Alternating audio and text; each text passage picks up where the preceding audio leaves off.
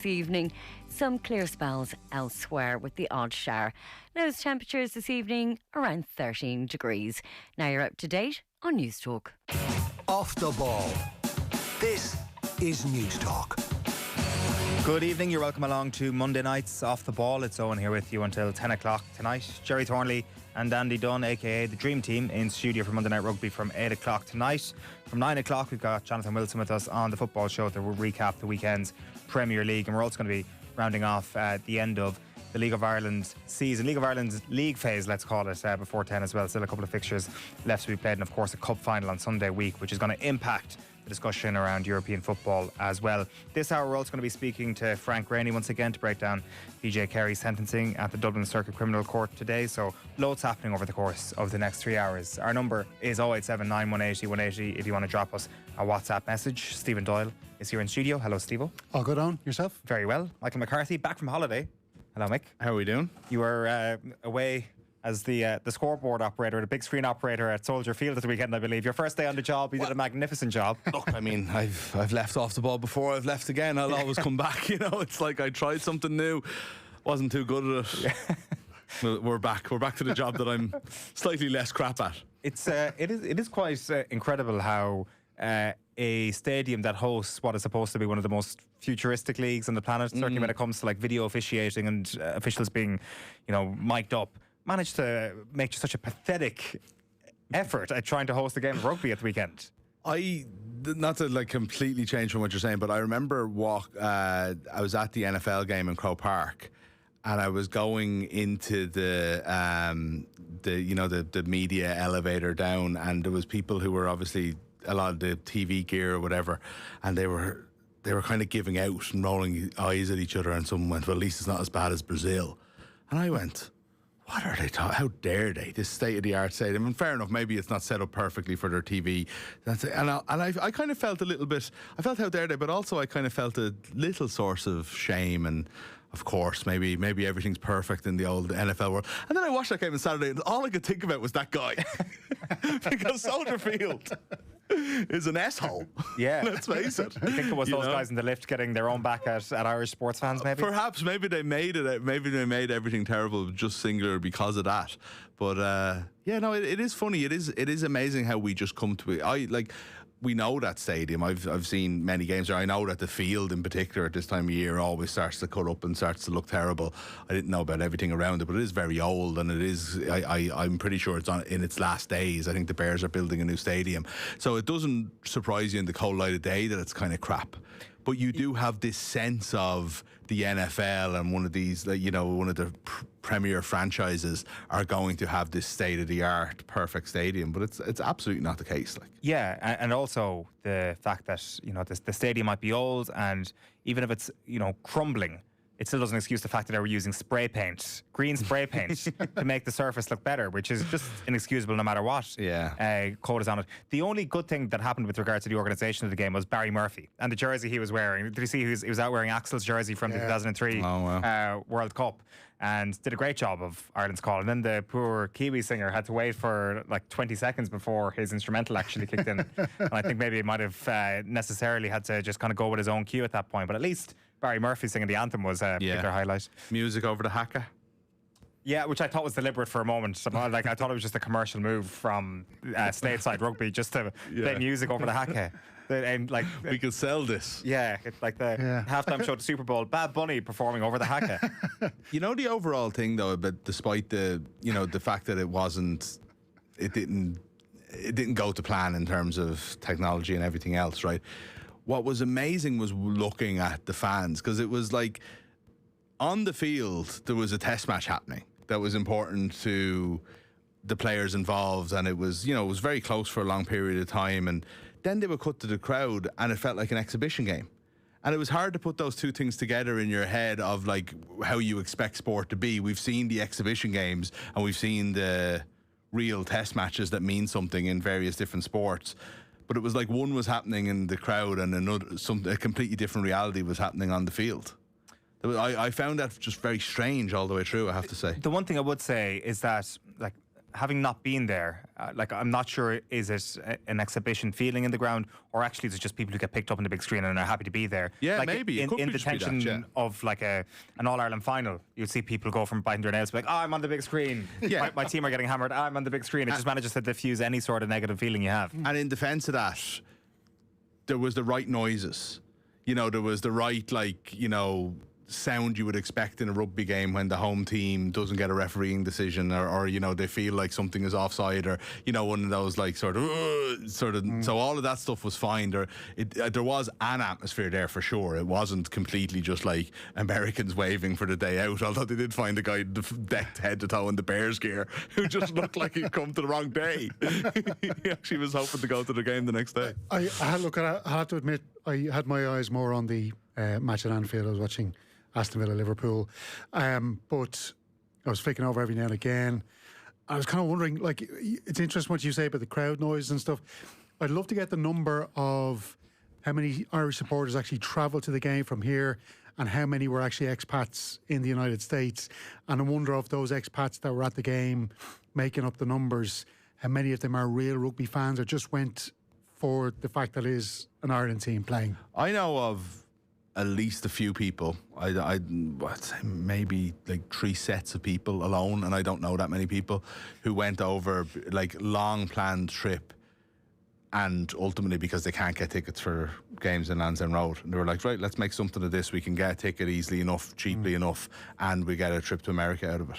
Right. You know, like obviously it does ultimately cost more, but they're getting a holiday and they're going to an Ireland game, as opposed to just like going to the Aviva, spending God only knows what to get there. They really didn't want to go watch Japan play this weekend, obviously. yeah.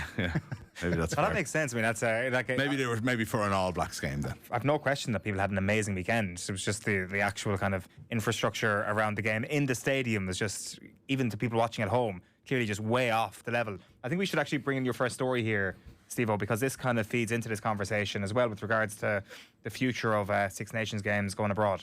Yeah, indeed. The World Rugby CEO Alan Gilpin has suggested that Six Nations games could soon be played in the United States. The US will host the Rugby World Cup in 2031, and 27 cities have already applied to host tournament matches. Ireland's clash with New Zealand at the 65,000 capacity Soldier Field in Chicago on Saturday night was the latest attempt by the governing body to grow rugby's popularity in the US. Gilpin believes playing Six Nations games stateside could help grow the sport there. He said ahead of that game in Chicago, there are many different opportunities. Can we bring regular season and other games? Can we bring some rugby championship games? Can we bring in the future Six Nations games here? There are more possibilities we want to explore, and we're looking at how we can collectively incentivise during this 5-year runway. Not only will all those unions benefit from the experience and the commercial opportunity, but we will build a rugby audience here which will deliver a brilliant 2031 success for us all. He was then quizzed about a possible backlash from local Six Nations fans, which you've seen obviously from La Liga fans in Spain, with their game being moved to Miami. We want to find the balance between, yes, economically it's meaningful to grow the growth of sport here, which is a key driver, but it's also that it's fair to fans of the nations involved. That leads you to questions around which fixtures will be fair, in the sense that there are a lot of European countries here. Why shouldn't they get the opportunity to attend, if that makes sense in the round? We have to be very careful in how we treat that existing competition content versus it being additive and new things. This is a cool new plan to try and break the United States. As a lot of blue sky thinking there, you know, runway, competition content. Like, it's just, listen, here's my 2 cents very quickly. I was saying to Mick earlier in the office, like, football has struggled, soccer, that is, has struggled to make a big dent in America. Look, I know MLS has got more and more popular over the last couple of decades, but look, it's still struggling to make a huge dent in America since the 94 World Cup. We're going to see another World Cup there next year. I think 2/3 of the American population will probably be oblivious to the fact that a football World Cup is on there next year. It's never going to happen, lads. Rugby is never going to happen there. The 3 big sports there, basketball, baseball and NFL, will always be kings. The rest of it's a sideshow. Can I play devil's advocate slightly to that? And I actually ultimately agree with you. But the devil's advocate argument is it doesn't need to make an impact there.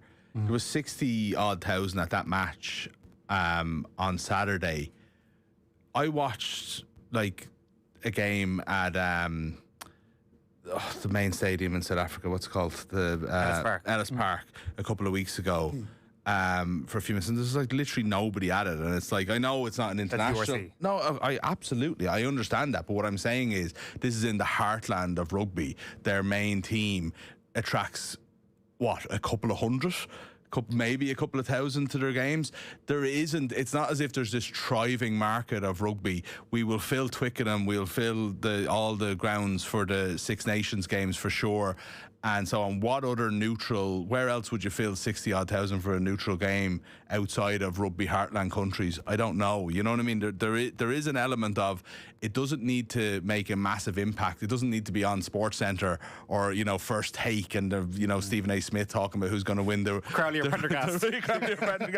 It doesn't need to make an impact on the sports media culture over there, or even to still be beneficial to rugby. If they can get 60-odd thousand into games and so on. Like, breaking America means a very different thing than what maybe soccer is trying to do, Rugby is a very minority sport in even the countries where it is big. You're getting a very small slice of a gigantic pie. England were playing against Australia during the Premier League. We talk about, you can't do anything during NFL. England were playing Australia during the Premier League, and it was a complete, in terms of media coverage, you wouldn't even know what was happening. You turn on the game, and there's 80,000 people in Twickenham. It only needs its own pockets. So I'm just saying that there is an element of selling the Six Nations honour, besmirching a 150-year-old tournament for modernisation for modernisation's sake, or desperation maybe because you're trying to keep the game making money in the professional era, and therefore it has to grow for growth's sake, like an economy, I think is just going to be something that disgusts an awful lot of people, and there's no way back from that. And I can't have a devil's advocate for that. But the idea of don't try in America, I think, is a little bit more nuanced. But is it a case of them actually needing to come out with the truth here, which is, this is a very commercially appealing thing to us. We don't expect rugby to ever penetrate the American psyche, but we're going to make more money if we do this. I'd probably have a bit more respect for them if they came out and said this, as opposed to them trying to grow the game, because I'm not sure rugby actually benefits from this. I think the shareholders that are involved in the Six Nations benefit from this, not the game as a whole. And what they're taking is something that really works in rugby. I think Test rugby, well, I mean, maybe Saturday kind of runs against this, but Test rugby is in a very, very good place. And it's the one thing that seems to be working. And it's the one thing that, say, an R360 can't come along and actually kind of alter or challenge really in any way. So for them to be taking that and changing that, I think is something that the fans aren't going to be overly happy with. Like, the Six Nations is just perfect. Yeah. And it's close to perfect. It's the familiarity is one of the best things about the Six Nations, I think, as well. And Ireland are playing on a Thursday night this year and a Friday night. We've lost a week. Now it's a gap week, so that's fine. But in terms of attrition and so on, it's going to change how to say. It's already constantly changing and constantly taking away that feeling of, right, tune into, RT or BBC for 5 hours for 2 games on a Saturday afternoon. Like, those days are so long gone now, we've almost forgotten them. But at the same time, I think some things need to be sacrosanct. They just need to be. Which, first of all, I'd imagine a lot of supporters will be angry if it does happen. But who's going to get sent over to the States? Italy. I was thinking that was the first match. I thought Italy, Ireland. It'll be in New Jersey, won't it? Oh yeah, there we go. Yeah, MetLife. They'll run a bigger fixture than that, though. Will the Americans take Italy? I don't know, but they're not. None of the other teams are giving up a home game. I don't know if Italy even are. Italy gets decent crowds at Stadio Olimpico. Yeah, and we'll see. A couple of texts coming in on this, on a variety of different rugby topics, including what actually happened on the field, which we will get to. John has been in touch. First of all, to say, lads, Soldier Field is falling to bits, and the roads and transport infrastructure to it are just as bad. Patrick's been in touch to say, I don't understand rugby, but if you have one team in form and another out of form, why would you start so many from the out of form team? Please explain the logic of this. I presume the fact that Ireland was packed with Leinster players at the weekend. Kieran's asking, could Hugh Gavin play in the centre for Ireland? Irish rugby midfield lacking creativity, very one-dimensional, needs more guile. We might actually come on to your next story here, Steve, because we could be one further man down when we analyse Ireland's midfield options this weekend. Yeah, Stuart McCloskey is a major doubt after damaging his groin in that defeat to New Zealand at Soldier Field. Second row Tyg Byrne faces a disciplinary hearing this week following his red card against the All Blacks. Ireland are expected to contest that decision to upgrade Byrne's yellow card for high tackle on Bowden Barrett.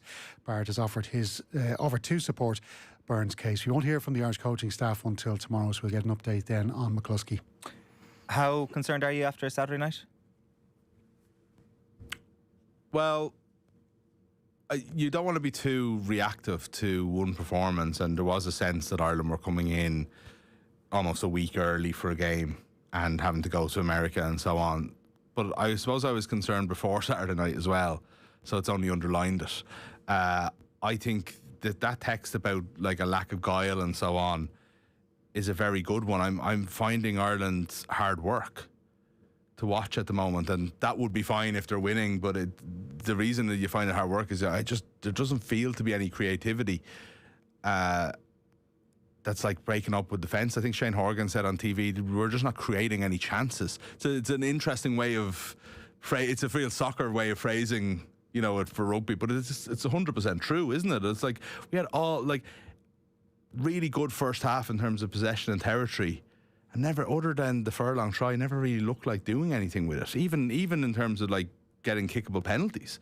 So the whole game, really, that was... Yeah, I just didn't think we played as well in the second half, so it's probably a little bit more understandable, you know. But yeah, I don't know. I'm concerned about the lack of, you know, freshness. I suppose we had this conversation not long after the World Cup where you're talking about, like, you know, these things naturally happen. A couple of players come, you need maybe 3-4 a year that will come into the team, and by the next World Cup we will look like a very, very different team.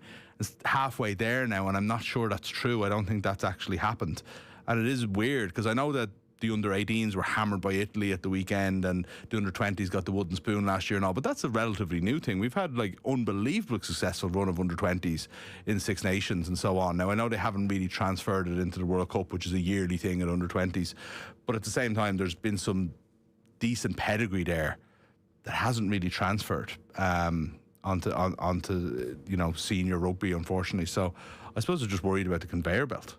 Yeah, you look at the last 3 games between Ireland and New Zealand, it's now 3 losses on the bounce, and 4 They've points. got worse each time. Got worse each time. Yeah. 4 points, 10 points, 13 points, and you could argue that the 13 could have been bigger on Saturday as well. This is a meaty enough text in here from Larry, but it's something that did kind of come into my mind on Saturday as well. He says, I'm saying it and saying it loud. It's time to spread central contracts throughout all 4 provinces. It'll rise all standards and thus improve our national team. This Dublin-Leinster bias is not helping anyone, not even Leinster are benefiting from it. Spread the contracts. It's so simple. Have 16 contracts and base who gets what based on finishing position in the URC. Highest finish gets 5 second, highest gets 4, third gets 4, and fourth place gets 3. Now, I just want to say the centralised contracts and all that is not something that came into mind, but it was just kind of the idea of like where the pockets of rugby are in this country, and like where players are coming from, and the different sort of experiences they would have had in terms of where they would have played their underage rugby, for example. Because I think the more varied that is, the better the team is. And that includes players who've come from abroad, and that like is your low James Gibson-Park and Bundy Aki, and how much their quality has benefited the team, but also just their different perspective has benefited the team. And I think we're maybe funneling everything from one place at the moment in terms of what we're actually looking to for the future. And one experience, one group basically in their form and how they're feeling about rugby and so on at the moment. The one group that have all come back from the lines in a way that almost no other of the Six Nations countries will have to deal with. It's just, yeah, it's a completely obvious point. Except for, I have to say, I think we should just say on record, that text, like, that can't happen. Like, we're talking about people's actual lives, careers and contracts here. This isn't a game. Like, it's not a video game that you kind of set up and you'll say, right, Connacht deserve 4, and so these are actual people's jobs. Yeah. So that's a nonsense, but the sentiment is correct, I would say.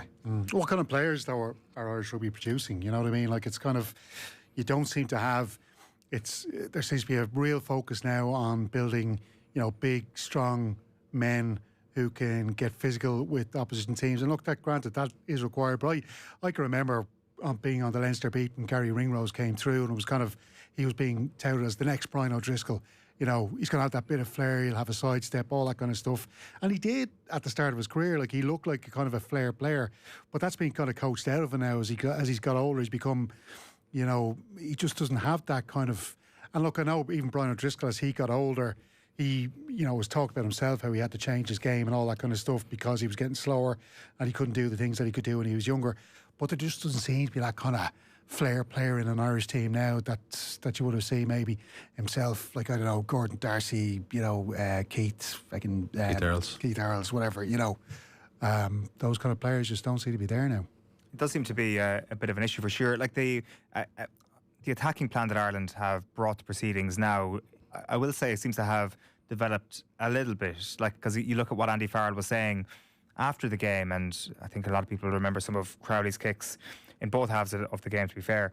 But Andy Farrell made a point of the one that went out in the full before half-time, the crossfield kick towards James Lowe, and he said, correct decision, wrong execution. And I think when it comes to some of the rest of his kicks from open play, I think this is something that the current Ireland's coaching ticket are actually encouraging. So, you know, actually playing a stodgy style of play and going back to maybe the Schmidt method, I don't think that's what this current team is going to try and do. I think actually kicking the ball is going to be the future of this team, and that is going to be the new style of play. You probably need a few more flair players around that for sure. That's it. But That's it. I actually have very little concern as to them evolving, how they need to evolve tactically. My concern is who we're producing and what level of player we're producing. And what I think Stephen makes a good point there.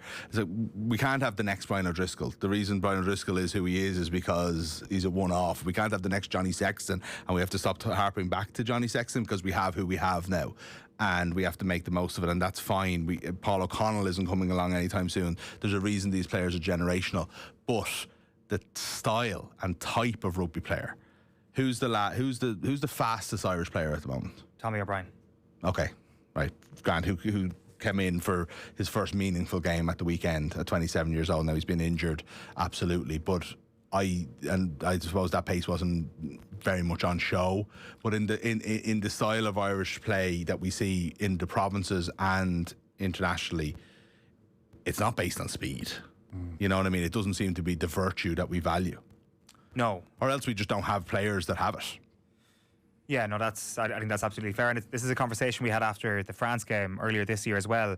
But I always find it interesting that we have these conversations after Ireland lose, and yet there have been plenty of moments over the last 10 years where Ireland have managed to get parity over the course of a decade with New Zealand, get the leg up on France over a period of time and on England. And England goes back to just a greater player pool. Ireland have managed to successfully find ways around, you know, either teams having just better athletes or a huge number of players available to them relative to what Ireland have. So can you constantly expect Ireland to punch above their weight in that respect, or do we have to accept that there will be a regression? And maybe we should actually check ourselves a little bit here as well, in that, like, losing to the All Blacks, even if it isn't the greatest All Blacks team of all time, does not a crisis make in international rugby. You know what I mean? We have to, like, let's see how the next 3 weeks go. We are certainly not where we were 3 years ago. No. And I think that's just a fact at the moment, and we have to deal with that on the level we're at the moment. But we're not necessarily in crisis just because we played poorly against New Zealand and lost to them because of it. Tom's been in touch to say Farrell needs to bite the bullet and drop players who are clearly out of form. Ringrose, Lowe, Van der Fleer are obviously not at their best and haven't been for some time. I'd be happy to use the next 3 games to blood new and upcoming players ahead of the Six Nations. The thing is, if you end up dropping out of the top 6 in the world before the World Cup draw, that would be an absolute disaster. But so apparently we can't do that. It's mathematically impossible. I think our points are to the level now where we can't do that. Okay. I heard that somewhere. I should be attributing to who said it, but I can't remember. But so again, I hope that's right. But I think that even if we lose to Japan and the other 2 games, we won't drop outside the top 6. That would have been an issue in previous World Cups, as it would have been the top 4. Which we're very close to dropping out of. We're in 3rd at the moment, but I think we'd go to 5th very quickly. But I don't think we can drop out of the top 6. Dermot Keenan on our YouTube comments. Later the show, lads, most important question from the weekend is, did Mick pick the right team in final one standing? Yes. I'm still in. Talk to us about this. For people who have not heard us talk about this at any juncture in the past, you've managed to live until like week 11. I'm still in. There's an off-the-ball league specifically that I'm down to the last 3 in. I'm down to the last. I'm well within 1% of the overall league now at the moment. I had Fulham in a comfortable win over Wolves in the end. A lot of people. I didn't have Brighton left because I used them audaciously to beat Newcastle a few weeks ago, but everybody else seems to have. So most people did get through this week because Brighton took care of business against Leeds. I completely forgot about it. Is it going again after this? Oh, we're back in. Weekend, new league this weekend. New league this weekend. And people only have to beat all of us, and I certainly won't go on this run again for their share of 5,000. We'll have more on that on Fridays Off the Ball. Before we go to the ad break, Steve-O, bring us up to speed on one of the great stories of the weekend. Another sublime Irish racing fairy tale, I think it's fair to say. 100% Owen, yeah. Close Hutton trainer Willie Mullins became just the 8th Irish handler to win the prestigious $5 million Group 1 Breeders' Cup turf event at Del Mar in California on Saturday night. Ethical Diamonds' long odds victory in the event left Mullins almost speechless on the night, but the story of the weekend was the young man in the saddle. 22-year-old Dylan Brown McMonigal crossed the finish line and then dashed straight to the airport to get back home. Yesterday, the Letterkenny native collected his champion jockey title along with his family and team at the Curragh. Brown McMonigal had an incredible season with 95 winners on the flat, pipping the 6-time champion jockey Colin Keane. His dad, John McMonigal, spoke with great pride for his son after he collected the award yesterday in Kildare. I don't know if we're ever going to come off it, but we're in cloud nine at the minute. We've got to the stage that we don't even realise how proud we are of him. You know, it's crazy. It's crazy.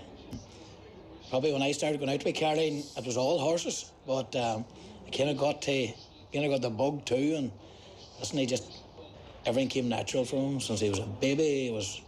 He was rocking horses. It's a roller coaster ride for us. Doesn't matter where he's riding. We carrying would normally say we're going, and that's it. He puts in a lot of hard work. People behind the scenes don't know what he puts in. I have a fair idea because me and him have we talks on the side, and how he does it, I don't know. I don't know where the strength. I don't know where it's coming out of it. It's unreal. You always hope for high expectations, and I don't think I could ask for anything better. Everything I ask for in life, if you're saying a prayer, you ask the man above. I always ask, look, be nice, this would happen, be nice. Everything has happened. Yeah, amazing stuff there, and just another brilliant story for Irish racing in the States over the course of the weekend. Right, what we're going to do is we're going to take a quick break. We're going to be speaking to Frank Graney with a bit more detail on the DJ Carey sentencing today, and before all that, it's time for the Cash Machine. News Talk's Cash Machine. Now, after another huge winner last Friday, the Cash Machine has been reloaded for this week with another record prize amount. The number you need to know is €263,000 exactly. And there are two ways you can enter. You can visit newstalk.com/cash machine, where you can enter online, or you can text play to 57557. That's 57557. You have to get your entry in by 3 p.m. this Friday. Then across the Go Loud network of stations, someone will get that call. If your phone rings, you have to answer it within 5 rings. Give us the exact amount in euro and cent, and you'll win the cash. So remember that amount one more time, €263,000 exactly. It's over 18s only. Text costs €2.50 plus your standard message rate to play. You're playing across the Go Loud network of stations, and terms and conditions are on newstalk.com. Off the Ball on News Talk. As the leaves fall, find warmth in the heart of Kildare. Killashee Hotel is enchanting at every turn. Think crackling fires, captivating gardens, candlelit dinners, and sumptuous suites. Make this autumn one to remember. Learn more at killasheehotel.com, part of FBD Hotels and Resorts. On these cold, dark evenings, nothing beats curling up in front of a crackling fire. Get cosy tonight with Willow Warm, Ireland's carbon neutral briquette. Find your local stockist at willowwarm.ie. Ah, Willow Warm briquettes. Happy birthday to you. Happy birthday to you. Happy birthday, dear Volkswagen. Happy birthday to you. It's the Volkswagen 261 sales event this November 3rd to 8th, celebrating our 75th birthday with big savings for you. Enjoy competitive finance and APR for a limited time only. Visit your local dealer or search Volkswagen 261 sales event. T's and C's apply. Volkswagen Financial Services Ireland Limited is regulated by the Central Bank of Ireland. Dear Santa, I need a bit of help this Christmas. It's the other half. They're taking the whole thing too seriously. Wrapping paper is bought the previous January. The Christmas clean-up begins in summer. But worst of all, they locked themselves in the kitchen for 2 whole days preparing the ham. Could you suggest we'd all have a more enjoyable day if we ordered a Brady family ham? It comes all ready, just reheat and eat. P.S. Santa, I've enough socks this year, thanks. Go to bradyfamily.ie for families big and small. They have a cooked ham to suit them all. Order yours today. Brady Family Ham. Your only ham this Christmas. This year, every organisation with over 50 employees must highlight the difference in pay between men and women, the gender pay gap. Because if we highlight it, we can all work to close it. So whether you work in boardrooms, showrooms, front rooms, stock rooms, or not in rooms at all, if you have 50 or more staff, you must report it by November 30th. Let's all highlight the difference to make a difference. Visit gov.ie/gender pay gap to learn more. Are you looking for a smarter way to invest and reduce your tax bill? With the Quintus EIIS Fund, you can claim up to 50% tax relief while supporting Irish social infrastructure businesses.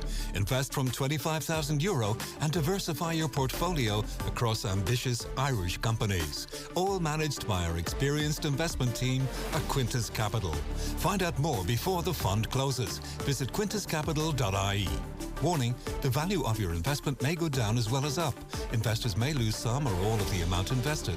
There is no guarantee the fund will meet its target objectives. Quintus Capital Regulated Limited is regulated by the Central Bank of Ireland. The IMRO award-winning sports programme. Off the Ball. This is News Talk.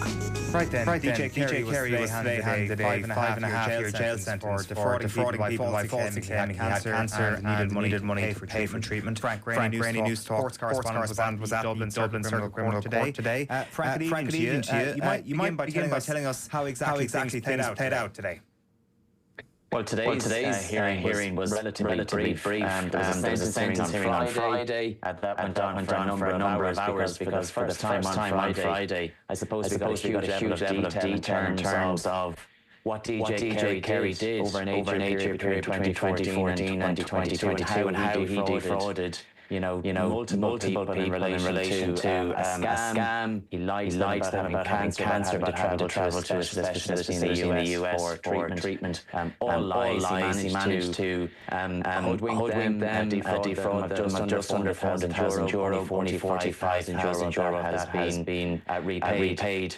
Once that was done, then we had victim impact statements, we had mitigation. So the judge had an awful lot to consider, and he decided on Friday that he would take the weekend to, I suppose, construct an appropriate sentence for DJ Carey. We were back at 1 o'clock this afternoon. DJ Carey had been taken into custody for the first time on Friday, spent the weekend in prison. But he would have been in no doubt that he was going to be handed a prison sentence today because Judge Martin Nolan's parting words on Friday were that a custodial sentence was inevitable. I suppose all that remained to be seen was how long DJ Carey was going to spend in prison. And the judge didn't hold any punches in terms of, I suppose, his own opinion about what DJ Carey did. He described the fraud as reprehensible.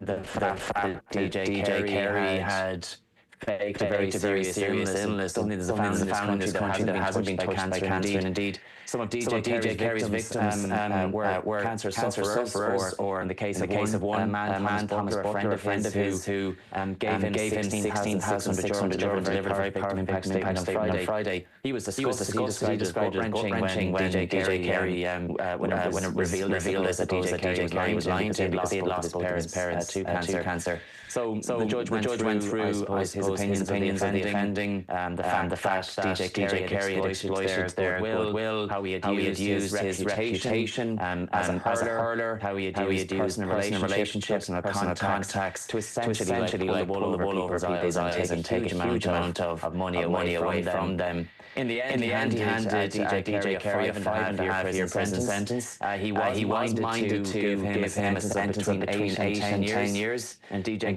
Carey seemed quite taken aback said that. But then having taken into account all the mitigating factors, the fact that DJ Carey pleaded guilty to 10 charges of deception that wasn't required. Now those pleas were entered at a late stage on the day the jury was sworn in, he admitted his guilt. But in any event, that saved the court weeks of resources and lawyers and victims having to give evidence and all of that. So he was given a discount in relation to that. No previous convictions, previous good character. All he has done in his community over the years, both in his sporting endeavours and otherwise, taking all of that into account. He jailed him for 5.5 years this afternoon. What the Carey defence largely constitute, granted, as you explained there, it's mostly to do with mitigation and trying to lessen the actual custodial sentence. That's precisely it. So his barrister offered pleas and mitigation on Friday, and he didn't shy away from I suppose, how despicable DJ Carey's defending was. It was calculated, it was repeated. His barrister Colm didn't shy away from that. And he did, I suppose, offer by way of an explanation. He said that his client, DJ Carey, five-time All-Ireland winner, one of the best hurlers to ever play the game. He had fallen on hard times. He encountered financial difficulties. DJ Carey himself, the Gardaí, when they came knocking on his door, that he had fallen somewhat of a rush over the years. He was desperate. He had no job. He was homeless, and he was effectively living in his car. And Colm Cody, he offered the reputational damage as mitigation as well. This was a man that, as I say, was considered one of the greatest players to ever play hurling. He did so much for the game.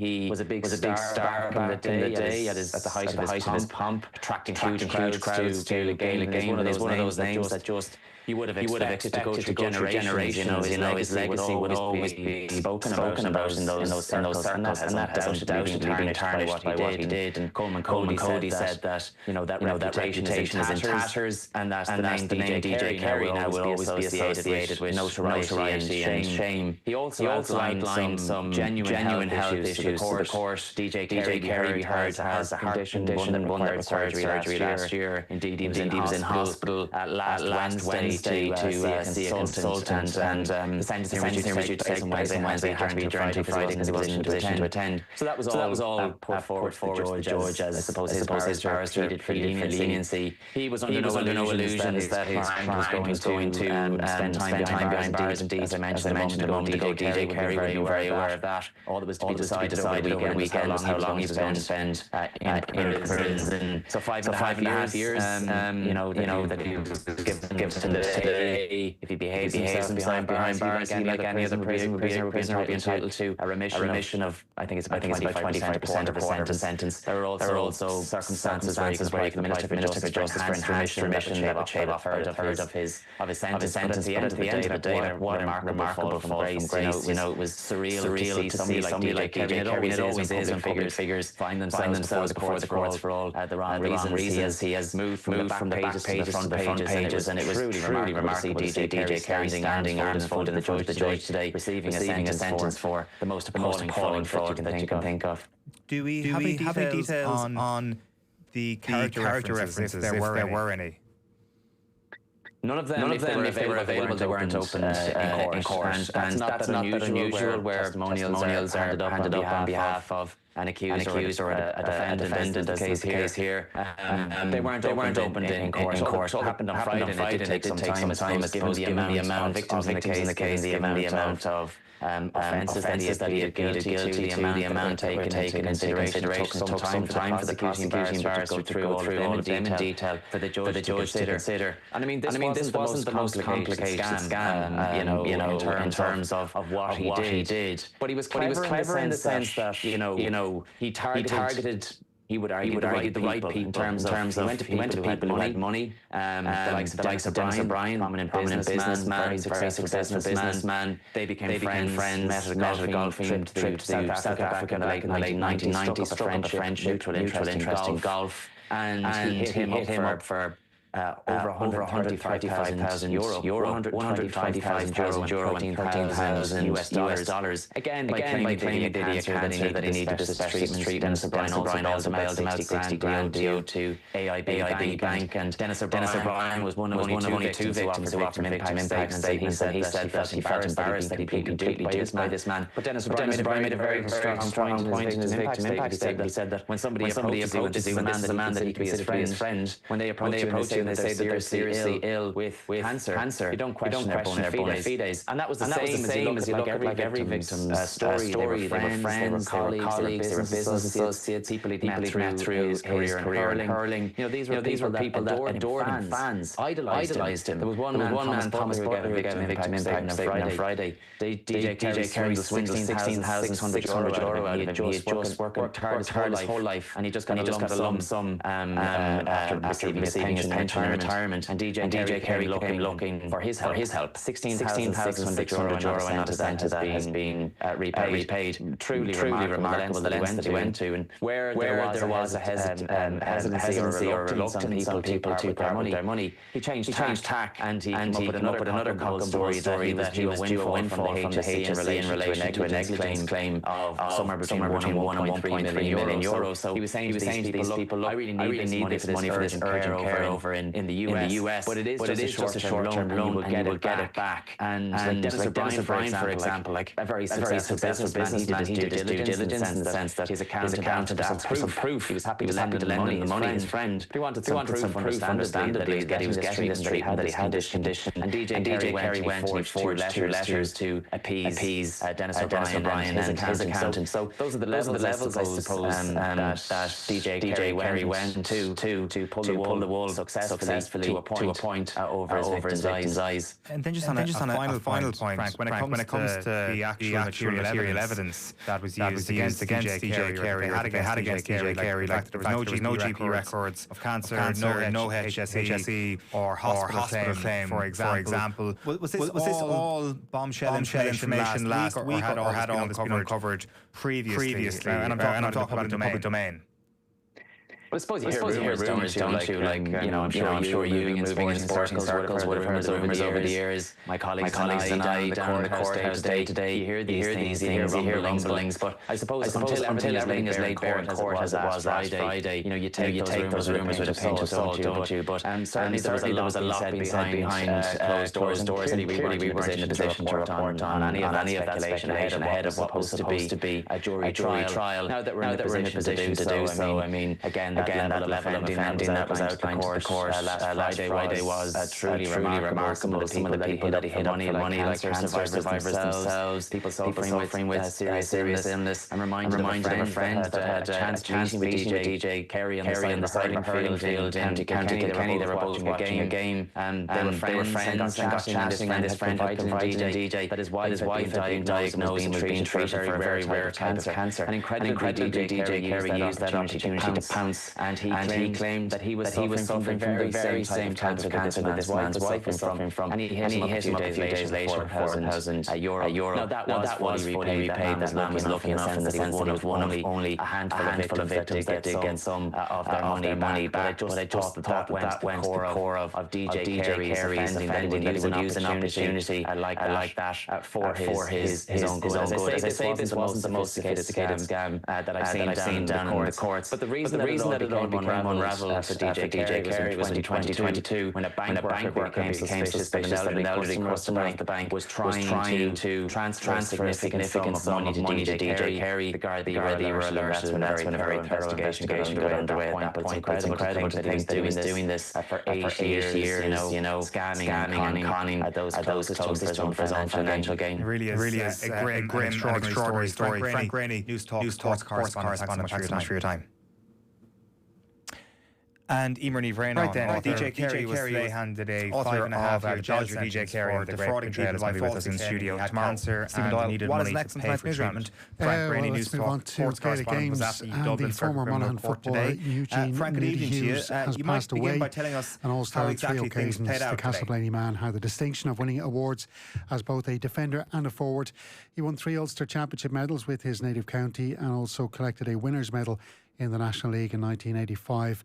Hughes was diagnosed with cancer in 2018, a highly popular figure in the world of Gaelic football, and Monaghan GAA have described Nudie Hughes as one of their greatest ever players. Yeah, awful news today. Like we've had Nudie on the show multiple times. Like whenever Monaghan did any sort of business in the summer, he'd know that his phone was about to ring. And just one of Gaelic football's great gentlemen, and by all accounts one of the great footballers as well. It's almost like the biggest compliment that's been paid to Conor McManus is that finally somebody's come along to challenge Nudie as unquestionably Monaghan's greatest ever player. So that's just desperately sad to hear that today. Only 67 years of age. Moving on then, Owen Mayo's Kobe McDonald and Kerry's Ben Murphy are both on their way to the AFL. McDonald, of course, the son of former Mayo star Kieran, has signed a deal with St Kilda. The Crossmolina Deal Rovers club man produced several standout performances in his debut senior season this year. Murphy is on his way to Brisbane Lions. The 18-year-old Austin Stacks club man recently scored 3 points from midfield in the Kerry Senior Football Championship final. Now, the former Mayo defender Lee Keegan saw McDonald up close playing for Westport in the Mayo Club semis this year and told the Mayo Football podcast he was blown away by his talent. Honestly, he's probably the best I've seen. Yeah, like he kicked the 2-pointer in the first half extra time. Like, I wouldn't kick it out of my hands. You know, I wouldn't go dead. You know, like, and it's funny, you've seen how much I meant to him after, you know, I seen how emotional he was, and I just said to him, like, you're going to win a lot of county titles. They really are, Mike. They're going to dominate Mayo for a long time. I really think so. Yeah, and the likes of him, he might be 17, but he's a maturity that I haven't seen from a young guy, probably in Mayo, whatever. Maybe Eoin Sheahan back in his younger days, but the presence he has about him, the way he carries himself, and fair Brick did the best he could in them. Yeah. But like the pace of him and the quality, if I was on the sideline, I'd pay to watch him. He's that good, and then you see him in the flesh and the stuff he's doing. Thank God I wasn't marking him. Yeah, I haven't seen Kobe play, but I have seen him referred to as the best GA player to come along through underage since David Clifford. So the praise is absolutely stratospheric. So I'd say a lot of Mayo fans have complicated feelings today. On the one hand, just devastated that they're going to miss out on this talent for the foreseeable future, but also at the same time know that there is a Mayo kid who's going to go and have an amazing professional career and probably be a bit of success. And yes, on the seesaw of that, it'll be pretty heavy on the side of being pretty sad rather than hopeful, and that's okay too. Like it's possible to wish the fellow well and then also feel, you know, devastated about your own county. Like it's really interesting. Like it does feel as if the tap is really turned on now with regards to talents in Gaelic football going down under. And I remember having this conversation with Michael Moynihan when he was in talking about his new book a couple of months ago. I think a really big part of this is just that young fellas are just a little bit more worldly nowadays, probably a lot smarter than people 20, 30 years older than them, and are kind of aware of what's what in the world right now. Like, you see the figures that came out earlier this year, that in the 12 months leading up to April, 13,500 people had emigrated to Australia, the highest point since the peak of the recession. Like, people are aware of maybe what this country does and doesn't offer to them. Like, if you're a student who's going to college in a different city, it might be hard for you to get a place there. If you want to go and buy a house in this country, it's going to be very, very challenging for you to do that. If you want to believe that this is a country that's well looked after in terms of infrastructure and stuff, it's kind of hard to believe that as well. I think young people have their eyes wide open to this, and they look at a country like Australia and they're like, I'm just going to have a better life there.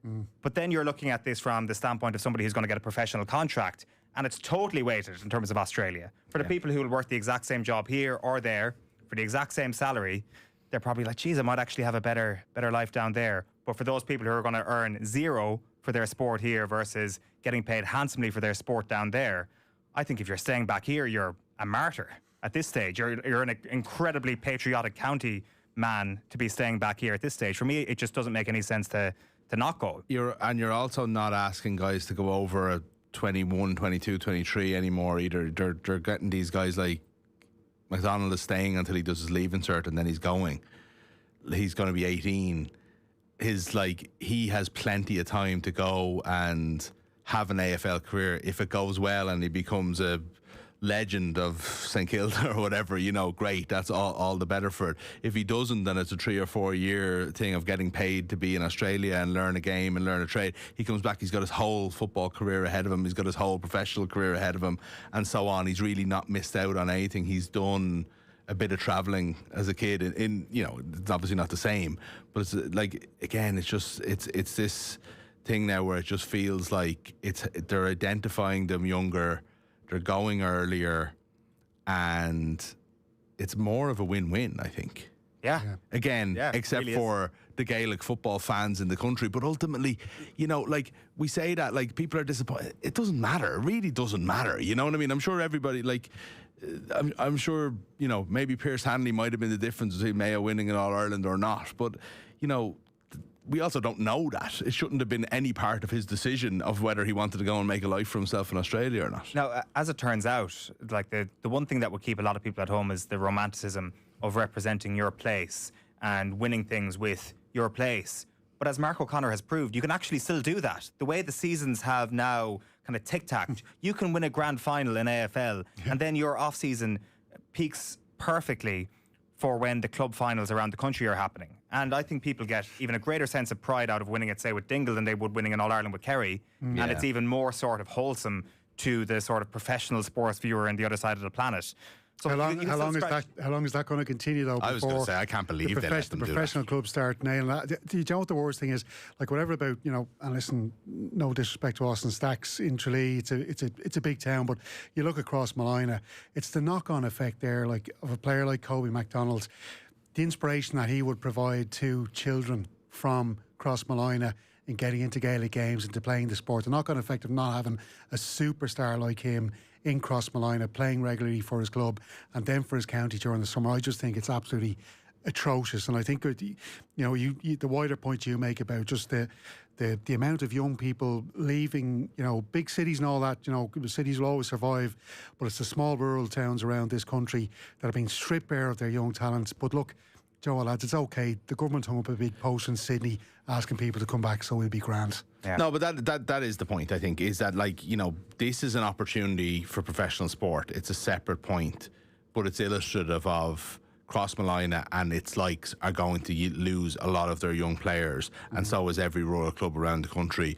and they're going to do it more and more over the next 10 years, to your original point. And, you know, that they're not all going to go to the AFL.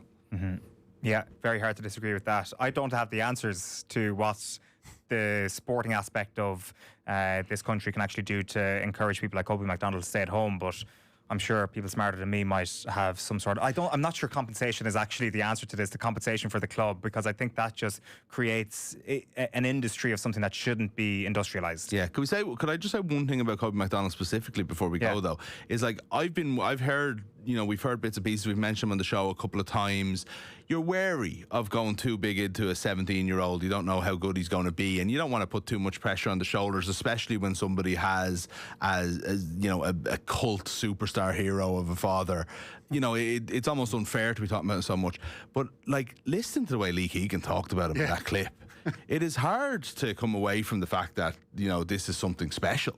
You know, I don't think Lee Keegan is going to be making comments like that about anybody. No. Unless he means it. It's incredible for someone at that age to have that big an impact on somebody who's seen everything in the game, like literally everything at every level that Lee Keegan has seen. Listen, we have to go. We'll come back to some of the football stories after 9 o'clock on the football show tonight. Jonathan Wilson is going to join us. We'll also get Ben Symes in, who was keeping an eye on the final day of the League of Ireland season on Saturday as well. We'll take a quick break. And remember, the dream team of Jerry and Andy coming up after 8 o'clock. Off the ball on Newstalk. Let me explain.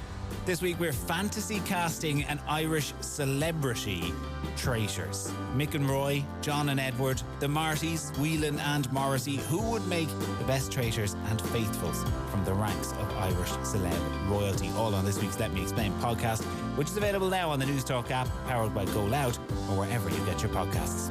Newstalk. Conversation that counts. At Christmas time, doors represent joy. They open for carolers, reunite long-missed friends, and behind them, families toast a precious time together. But when you're homeless, doors are less welcoming. They shut you out from the magic of Christmas, close you off from warmth and comfort, sheltering broken sleep on cold concrete, places nobody should call home.